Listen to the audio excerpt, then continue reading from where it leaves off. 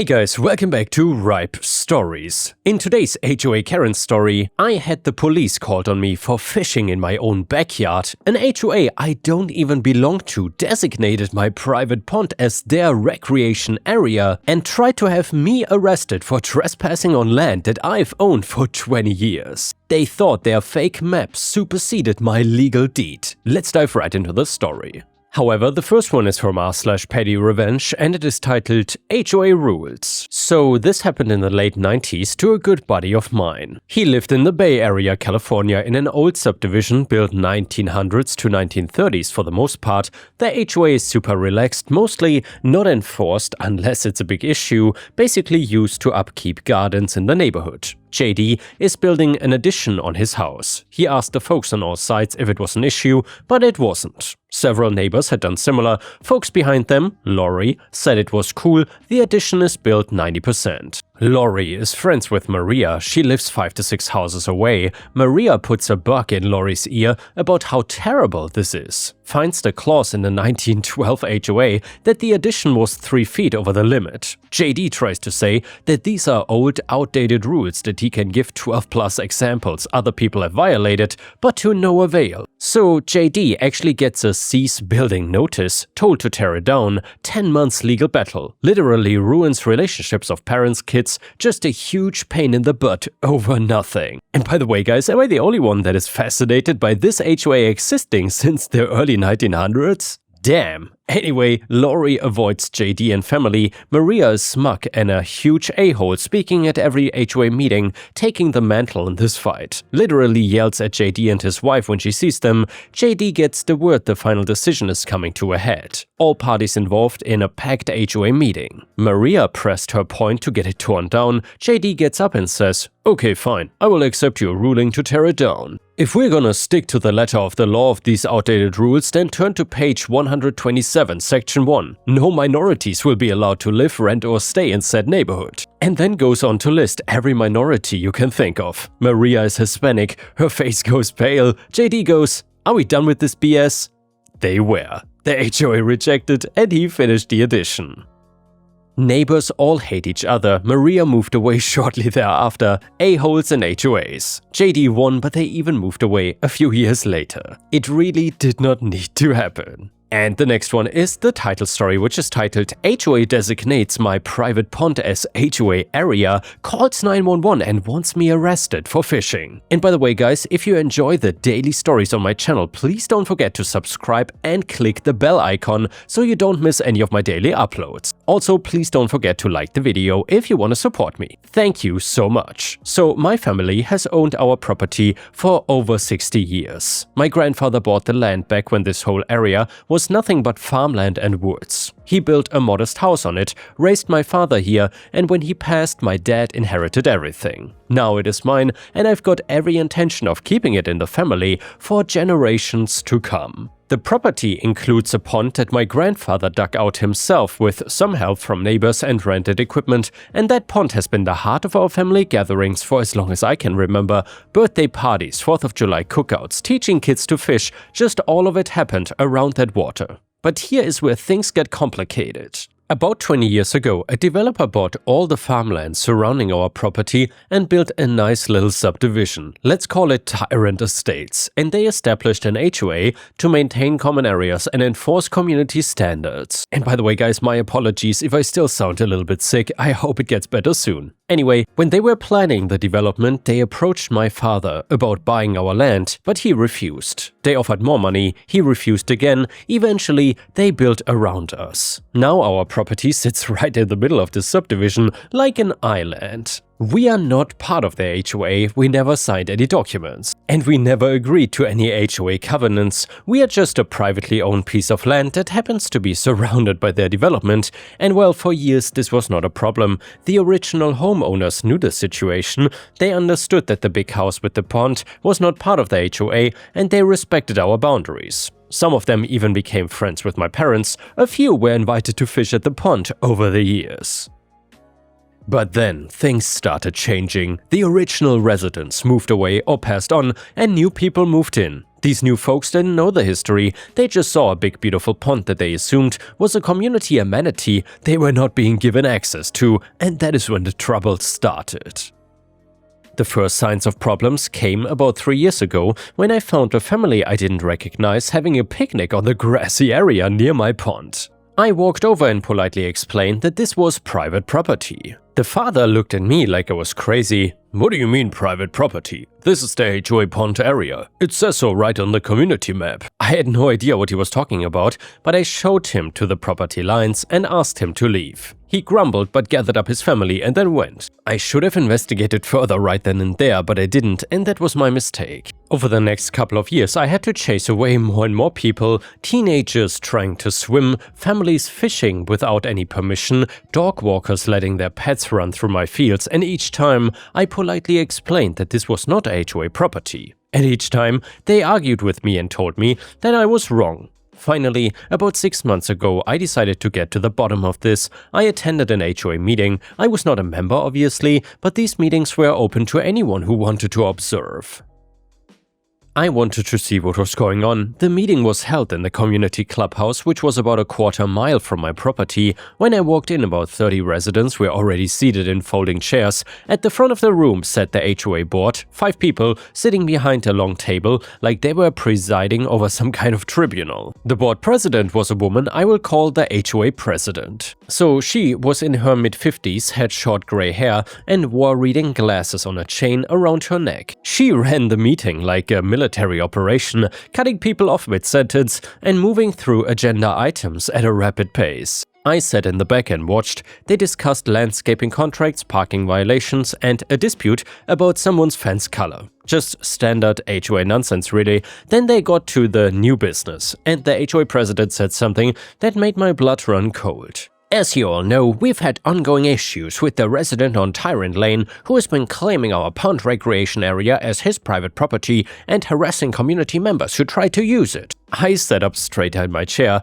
A woman in the front row raised her hand and said, "Yes, my son was trying to fish there last week and that man came out screaming at him. It was terrifying. He said he owns the pond." That can't be right, can it? The HOA president smiled in a way that was probably supposed to be reassuring, but came across as smug. "I've reviewed our community maps extensively. The pond area is clearly designated as HOA common area on all of our documentation. This resident is either confused or deliberately trying to claim community HOA property as his own." I couldn't stay quiet anymore. I stood up and said, "That's not true. I own that land and my family has owned it for over 60 years. That pond was dug by my grandfather." Every head in the room turned to look at me. The HOA president's expression hardened. "And you are?" "Well, I'm the owner of the property that you're discussing here, the one you seem to think belongs to the HOA. She shuffled some papers in front of her. "Sir, I have the documents right here. The pond area is clearly marked as—" "Your documents are wrong," I interrupted. "I don't know where you got them or who made them, but I have the original deed to my property and it includes every inch of that pond and the land around it." The HOA president shouted, "Perhaps you misread your own documents." "I have not misread anything. I've owned this property for over 20 years myself and my family owned it for 40 years before that." "I'm not part of your HOA and I never have been. That land is mine." She gave me a condescending smile. "I understand you believe that, but our records clearly show that the pond recreational area is part of Tyrant Estate's common property. It was included in the original development plan." "Well, I guess then your original development plan is fraudulent," I said, "because that land was never sold to the developer. My father refused to sell it multiple times." An older man on the board leaned forward. "I think we need to table this discussion and have our attorney review the situation." The HOA president shook her head. "I've already consulted with our attorney. He reviewed the community documents and confirmed that the pond area belongs to the HOA. This gentleman is trespassing on our property and preventing rightful access by community members." I was so angry at this point, I could barely see straight. "Trespassing? I live there, that's my house, that's my land." "Sir, I'm going to have to ask you to calm down or leave the meeting." I took a deep breath. "Fine. You want to play it this way? Get a survey done, an independent survey by a licensed surveyor, and let's settle this once and for all." She waved her hand dismissively. "That won't be necessary. Our documentation is clear. And then you won't mind proving it, right?" I said. She didn't respond to that. Instead, she moved on to the next agenda item, effectively ending the discussion. I left that meeting furious, but I also knew what I needed to do. The next morning, I went down to the county recorder's office and pulled every document I could find related to my property and the Tyrant Estates HOA development. What I found was infuriating. When the HOA developer created the relevant documents, they had either through incompetence or deliberate fraud included my property as part of the development. The pond was really labeled as HOA recreation area on the official community maps that were given to new homeowners. The original developer had never actually purchased my family's land, but somehow they had drawn the boundaries to include it anyway. My property deed was clear and unambiguous. It described the exact boundaries of my 12 acres, including the pond. The county records showed that the land had been in my family continuously since my grandfather purchased it, and there was no record of any sale to the developer or any transfer of any portion of the property. But the HOA maps told a different story. Someone had created fake documentation that showed my land as part of their community. They seriously designated my property as HOA property. I hired a lawyer immediately. She was a real estate attorney with experience in property disputes. Either the developer made a massive error, or they intentionally falsified these documents hoping your family would never notice or would just let it go. But either way, you got a clear case here. She recommended me that we hire a licensed surveyor to create an official survey of my property boundaries. That way, there would be no question about where my land ended and the HOA property began. The surveyor came out the following week. He spent an entire day walking my property with GPS equipment and reference maps. When he was done, he produced a beautiful, detailed survey that showed exactly what I already knew. My property, including the pond, were entirely separate from the Tyrant Estates development. There was in fact a 20-foot buffer of HOA common area between my property line and the nearest home, but the pond itself was completely on my land. Armed with this survey and my property deed, my lawyer sent a certified letter to the HOA board. The letter explained the situation, included copies of all the relevant documents, and demanded that the HOA immediately correct their records and inform all residents that the pond was private property. We received a response 2 weeks later. It was from the HOA's attorney, and it was basically a rejection of everything we had presented. They claimed that their documentation was valid, suggested our survey was flawed, and warned us that continued interference with residents' access to the pond could result in legal action against me.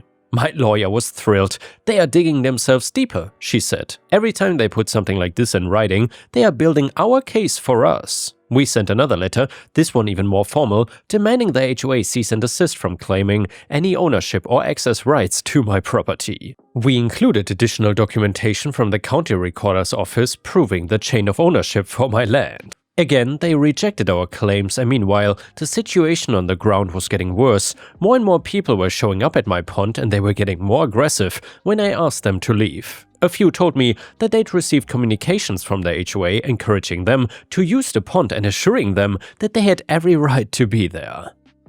Then came the incident that pushed everything over the edge. It was a Saturday morning in late spring. I decided to do something I'd done hundreds of times before. I grabbed my fishing rod and tackle box and walked down to my pond to catch some bass. I set up in my favorite spot on the north shore, cast my line, and settled into my lawn chair. For about 20 minutes it was peaceful, but then I heard voices. A group of about 8 people were walking across my property towards the pond. They had coolers, folding chairs, beach towels, and fishing gear. It looked like they were planning to spend the whole day. I set down my rod and walked over to intercept them. Excuse me folks, this is private property, you cannot be here. The man leading the group stopped and crossed his arms. Here we go again. Look buddy, the HOA sent out an email specifically about you. We know you've been harassing people and trying to claim community property as your own. We're not gonna put up with it anymore. This pond belongs to all of us. No, it doesn't, I said, trying to keep my voice calm. I own this land and I have the deed and I have a survey. This is my private property and you are trespassing. A woman in the group pulled out her phone. I'm calling the police. This is ridiculous. We have a right to be here. Well, go ahead and call them, I said. I would love for the police to come out and settle this. And yeah, she did actually call. I listened as she explained to the 911 operator that a man was threatening her and her family and preventing them from accessing a so-called public HOA recreation space, and that the man was fishing illegally. Within 15 minutes, a county sheriff's deputy pulled up in a patrol car. He walked over to where we were all standing near the pond, me on one side, the group of trespassers on the other. "What's going on here?" the deputy asked. And then everyone started talking at once. The deputy held up his hands. "One at a time, ma'am, you called it in. Tell me what happened." The woman who had made the call launched into her version of events. According to her, I had physically blocked them from entering the pond area, threatened them with violence, and demanded that they leave the property that rightfully belonged to the HOA, and that me fishing there was illegal and disturbing. She said I was mentally unstable and that they feared for their safety. I listened in disbelief. I had not laid a hand on anyone. I had not threatened anyone, and I had simply asked them to leave my property. When she finished, the deputy turned to me. "Sir, what's your side of this?" "This is my property," I said. "I own the land, including this pond. These people are trespassing. I've asked them politely to leave and they've refused. I never threatened anyone. I never touched anyone. I just want them off my land." The deputy looked confused. "This is not part of the community property?" "No." "The HOA has been claiming it is, but they are wrong. I have the deed, I have a survey, and I have documentation from the county proving that this land belongs to me. It's never been part of their development." The man who had led the group stepped forward. "Officer, we received an official documentation from our HOA board stating that this pond is community property and that this individual has been wrongfully claiming ownership. The HOA president specifically told us that we have every right to be here." The deputy scratched his head. "Look, I'm not a property lawyer. I cannot adjudicate a land dispute standing here in a field, but here's what I can do. Sir, do you have any documentation that proves you own this land?" "Well, I have the deed and survey up at my house. Let's go take a look." We all walked, the deputy, myself, and the group of trespassers who refused to leave, up to my house. I went inside and got the folder I'd been keeping with all the documentation. I showed the deputy my property deed, the survey, and the county records proving my ownership. He studied them for a few minutes, then looked up and said, "Yeah, these look legitimate to me. Sir, this survey shows the pond is on your property." The man who had called 911 grabbed the survey out of his hands. "This has to be fake." The HOA president said, "Ma'am, I'm going to have to ask you to let me do my job," the deputy said, taking the survey back. "Based on what I'm looking at here, this gentleman appears to have a valid claim to this land. Until the property dispute is formally resolved, I'm going to have to ask you folks to leave." "This is outrageous," the man shouted. "We're going to call our HOA president right now. She will sort this out." "Yeah, you do that," the deputy said. "In the meantime, please vacate the property." Grumbling and shooting dirty looks at me, the group gathered their things and then left. The deputy apologized for the inconvenience and suggested I get a lawyer involved if I hadn't already, and yeah, I told him I had. But here's the thing, that wasn't the end of it, it was just the beginning. Word got back to the HOA president about what happened, and apparently she was furious. According to what I heard later from a sympathetic neighbor, she went on a tirade at the next board meeting about how the deputy had been fooled by my fake documents and how the HOA needed to take decisive action to reclaim their property. And yeah, what she decided to do was absolutely insane. 3 days after the incident at the pond, I looked out my window and saw a truck with a landscaping company logo pulling onto my property. 2 workers got out and started unloading equipment, lawnmowers, string trimmers, the works. I ran outside. "Hey, what do you think you're doing?" The guy who seemed to be in charge looked at a work order on his clipboard. "We're here to maintain the HOA common area." "Got a work order from the board president." "This is not HOA property.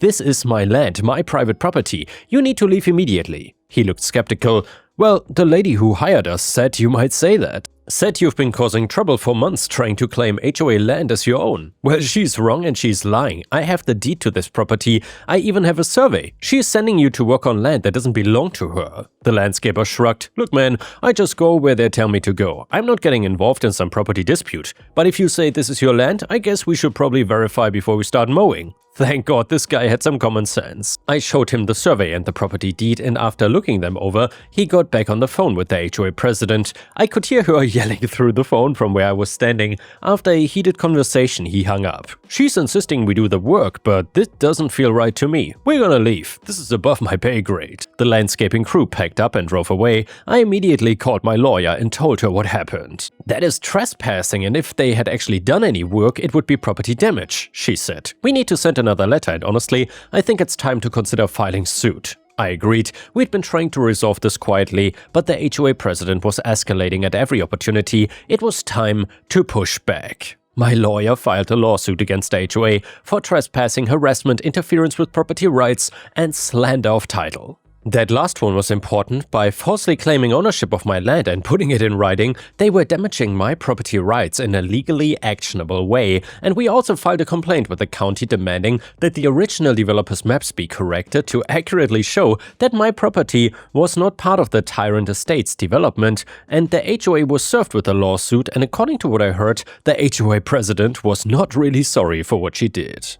She had essentially convinced herself and everyone around her that she was right and I was some kind of crazy person, and now she was facing legal consequences for her actions. After the lawsuit was filed, things got even worse. I was sitting on my back porch in the early evening, enjoying the sunset over my pond when I saw a group of people walking towards my property again. This time, there were even more of them, maybe 15 or 20, and leading the group was the HOA president herself. I walked down to meet them at the property line. "No, you're not welcome here. None of you are," I said. "This is private property." The HOA president smirked at me. "We are taking back what's ours. The board voted unanimously to authorize residents to access the pond recreation area regardless of your false claims. We are not gonna be bullied by your frivolous lawsuits."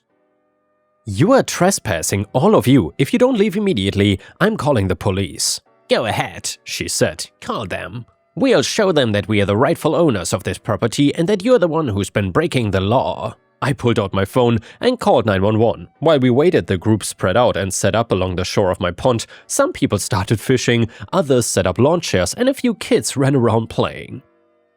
When the deputies arrived, two of them, this time, the HOA president marched up to them with a folder full of papers. "Officers, I'm glad you're here. This man has been illegally claiming ownership of community property for months. I have here the official HOA maps showing that this pond belongs to Tyrant Estates. We're demanding that he be arrested for trespassing on our land and for harassing our residents." She actually wanted me arrested on my own property. The deputies looked at the papers she had given them, then looked at me, and one of them was the same deputy who had responded to the earlier call. "Ma'am," he said, "I was here a few days ago for a similar complaint. This gentleman showed me documentation, a deed and a license survey proving that he owns this land. Those documents are fraudulent," she snapped. "Our maps are the official records. The county—" I interrupted her. "The county has already been contacted. There's an ongoing investigation into how your development maps incorrectly included my property somehow. And by the way, there's also an active lawsuit against your HOA for exactly what you are doing right now, which is trespassing on my land and claiming it as your own." The HOA's president's face turned red. "This is absurd. You cannot just claim whatever land you want because you have some fake papers." "Well, my papers are not fake," I said. "They are official county records. Your maps are the fake ones, by the way. Either they were created in error or someone deliberately falsified them. Either way, you're in the wrong here." One of the deputies stepped forward. "Ma'am, I'm going to need you and everyone else to leave this property while the dispute is being resolved. I understand you believe you're in the right, but there's clearly a disagreement about ownership here, and until it is sorted out legally, you don't have permission to be here."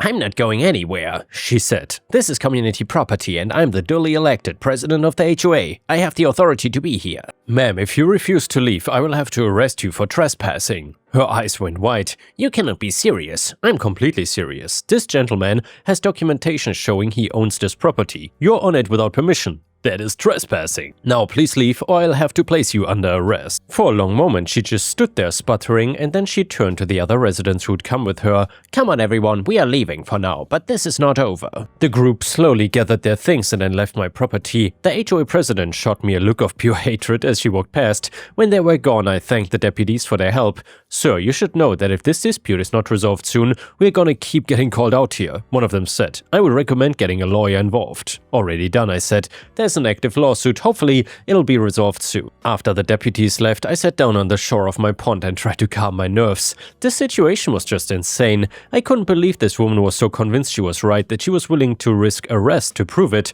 but the worst was yet to come. A few days after the mass trespassing incident, I received a letter in the mail. It was from the HOA attorney, and it informed me that the HOA was filing a counter-suit against me. They were claiming that I had fraudulently acquired title to community property, that I'd been harassing residents, and that I owed the HOA back dues for the years I had illegally occupied their land. Essentially, they were suing me for my own property. I forwarded the letter to my lawyer, who told me not to worry. "This is actually good," she said. "They are putting everything in writing and they are making legal claims that are demonstrably false. When we win, and we will have grounds for a much larger judgment against them." The legal process moved forward slowly, but we also obtained the original development documents from the developer's records, and it turned out that when the development was planned, the developer had indeed approached my father about purchasing the property. However, when my father refused, someone in the development company had simply redrawn the maps to include our land anyway, apparently assuming that either no one would notice or that they could pressure my family into selling later. It was fraud. Clear, documented fraud. The case went to trial long after the initial lawsuit was filed. Their HOA had spent significant money on their legal defense, but their position was fundamentally indefensible. My property deed predated their development by decades. Also, the county records clearly showed continuous family ownership, the license survey confirmed the boundaries, and their argument that their internal maps superseded official county records and my property deed was just laughed out of court. Well, I mean, the judge didn't literally laugh, but you could see him struggling to keep a straight face as the HOA's attorney tried to argue that their maps represented the true ownership of the land. Finally, though, the judgment was decisive. The court ruled that my family had always owned the land in question and that the HOA had knowingly trespassed on my property, and that their claims of ownership were based on either fraudulent or grossly negligent record keeping. The HOA was ordered to pay damages for the harassment and trespassing, my legal fees, and punitive damages for their continued bad faith conduct after being informed of the true ownership situation. The total judgment was significant. It was not life-changing money, but enough to hurt the HOA's finances considerably. More importantly, though, the court ordered the HOA to issue a formal written retraction to all residents, admitting that the pond was private property and that residents had no right to access it. The court also ordered the county to update all official records to clearly show that my property was not part of the Tyrant Estates development. The HOA president resigned from the board the day after the judgment was issued. I heard from neighbors that she sold her house and moved out of the community within a few months. Apparently, she could not handle the embarrassment of being so publicly and thoroughly wrong. As for my pond, it's peaceful again. I spent my weekend mornings there with my fishing rod just like my father did and his father before him. The property has been in my family for decades, and thanks to this whole ordeal, everyone in the neighborhood now knows exactly who owns it and exactly where the property lines are, and all I did was catch some fish on my own property. And the next one is an amazing petty revenge story that is titled, "I will pay you Tuesday for a dress I wanna wear today." I had a coworker named Lori. She was super loud and obnoxious and was into everyone's business. After the first week of working with her, I requested a new desk far away from her. Although my request was granted and I got to move, Lori came by to chat at least twice a day. So one time after she visited me, one of the women in a neighboring cubicle took me aside. She informed me that Lori is a scammer and any money she has borrowed she hasn't paid back. She even had a small claims judgment against her for when one of our coworkers sued her for not repaying a loan. She owed both the Avon and Pampered Chef's reps money, and she had an endless supply of new employees to scam because our unit trained new people before they went to their permanent unit. Her other scam would be that she would tell her people that her friend is making lunch boxes to raise money and convince people to buy lunch. Come the day of the lunch and she only brought half the lunches and then she leaves for the day. Then one afternoon I'm looking online for a wedding guest dress and Lori walks by and oohs and ahs over the dresses. She asks for the website and then about an hour later she points out that shipping is free if you spend $99 or more, and she tells me about her brilliant idea of her saving me money by buying a dress for myself and one she picks out for herself. I pay for both dresses and she said after it's delivered she will repay me. Payday's just around the corner. Well, in reality, I didn't order either dress. After about 2 weeks, I tell her, the dresses will arrive at my house by the weekend and I will need my money by then. She tried to stall me and also tried to give me reasons why she needed the dress ASAP and why she had to pay me later. She kept trying to negotiate with me. She backed down for a while, but she decided to try me one last time. I told her I sent both dresses back because I found one I liked better at the mall. After that, she left me alone. She kept to herself and then was made to transfer out due to her poor performance. And yeah guys, thank you for watching. I will see you again tomorrow.